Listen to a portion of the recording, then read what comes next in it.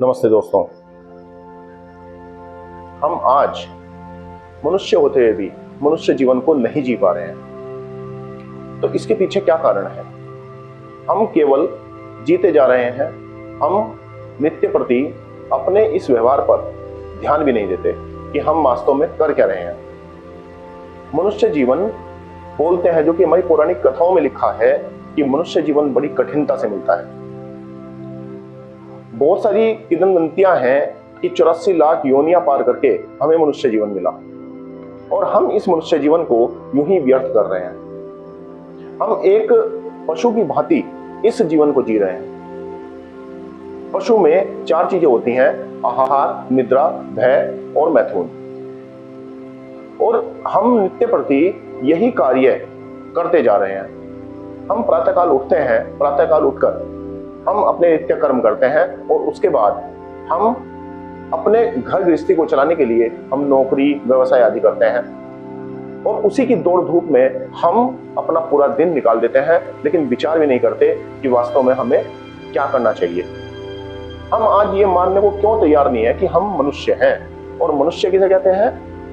ऋषि मनु कहते हैं, विचार मनन करने वाले को ही मनुष्य कहते हैं। और उन्होंने कहा भी है कि मनुर्भव, मनुष्य बनो। परंतु हम मनुष्य के जो कर्म हैं उन कर्मों से दूर होते जा रहे हैं। तो आइए दोस्तों, आज हम इसी विषय पर चर्चा करते हैं।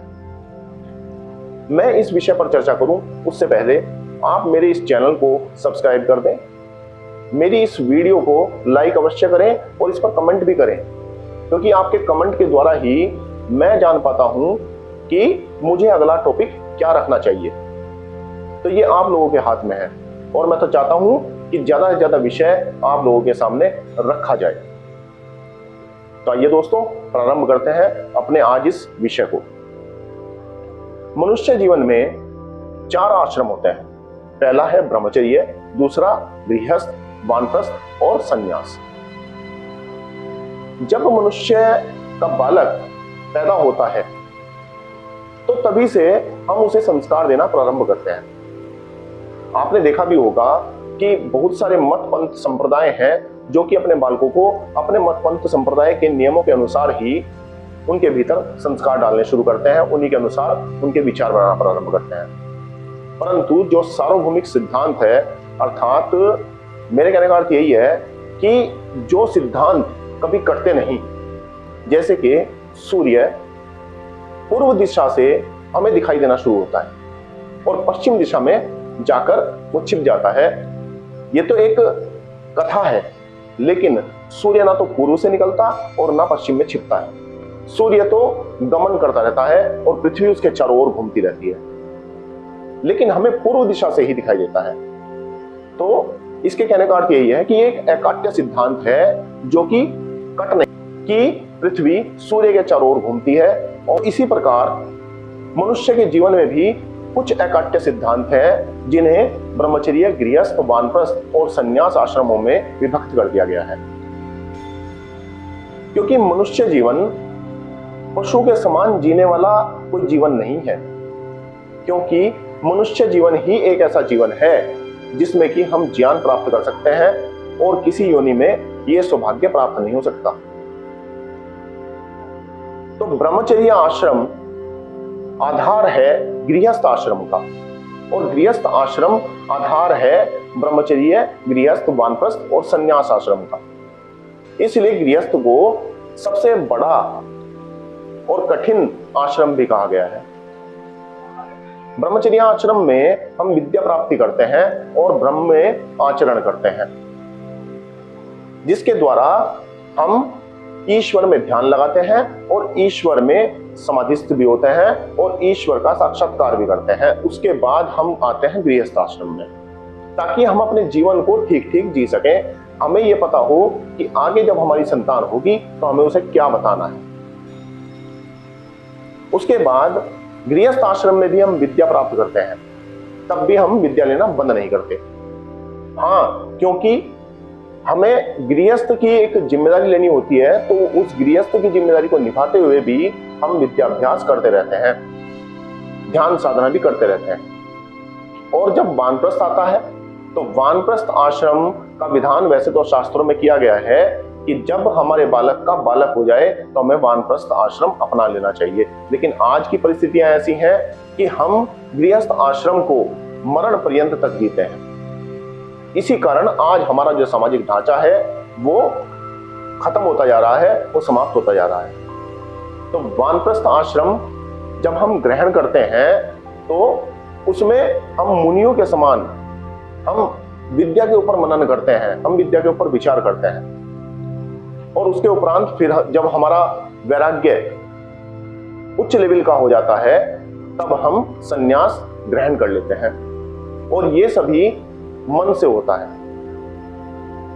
तो हमें यह समझना होगा कि वास्तव में आज जो विद्या हमें लेनी चाहिए थी वो हम नहीं लेते और पूरा जीवन एक पशु के समान ही जीते रहते हैं। हम खाने के लिए दौड़ते हैं, हम भोजन कमाने के लिए दौड़ते हैं, हम अब पूरा जीवन अपनी संतान को पालते हैं, लेकिन उस संतान को विद्या नहीं देते, उसे भी कमाने खाने की मशीन बना देते हैं। तो जो ब्रह्मचर्य, गृहस्थ, वानप्रस्थ और संन्यास आश्रम है, इन आश्रमों को अपने बालकों के भीतर भी डालना होता है। तो दोस्तों, मेरे इस विषय को उठाने का कारण यही है कि आप लोग समझें। आप भले ही किसी भी आयु के स्तर पर पहुंच चुके हों, लेकिन अब समझें कि अगर आप गृहस्थ में हैं तो अब भी आप अपने भीतर सुधार कर सकते हैं। आप जो हमारे शास्त्र हैं उन शास्त्रों की विद्या को आप पढ़ सकते हैं, और इसके लिए आपको एक गुरु की आवश्यकता होती है जो कि योग्य गुरु हो, जिसने ब्रह्म का ज्ञान लिया हुआ हो, उसके द्वारा आप पढ़ें। वैसे तो हमारे बहुत से ऋषियों के ग्रंथ हैं, दर्शन आदि भी हैं, लेकिन एक और स्मृति हमारे पास है जो है सत्यार्थ प्रकाश, महर्षि दयानंद सरस्वती जी के द्वारा लिखित है। और जब आप उस सत्यार्थ प्रकाश को पढ़ेंगे तो उसके भीतर वेद, मनुस्मृति, दर्शन आदि के काफी उदाहरण आपको मिलेंगे, प्रमाण उसके अंदर मिलेंगे। तो मेरा आपसे आग्रह है कि आप सभी इस ग्रंथ को अवश्य पढ़ें और अपने जीवन को परिष्कृत करें, ताकि आप अपने जीवन में आर्थिक तो करें ही, सामाजिक, आत्मिक और आध्यात्मिक उन्नति अवश्य आप कर पाएं, ताकि ये जो मनुष्य जीवन है ये आपका व्यर्थ ना हो। अंततः आपको मोक्ष प्राप्ति की ओर जाने के लिए एक राह मिल जाए।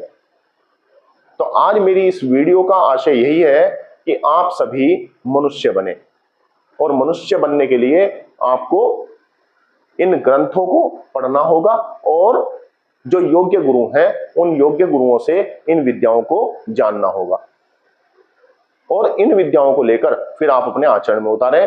तभी आपका जो ये लक्ष्य है वो लक्ष्य आपको प्राप्त होगा।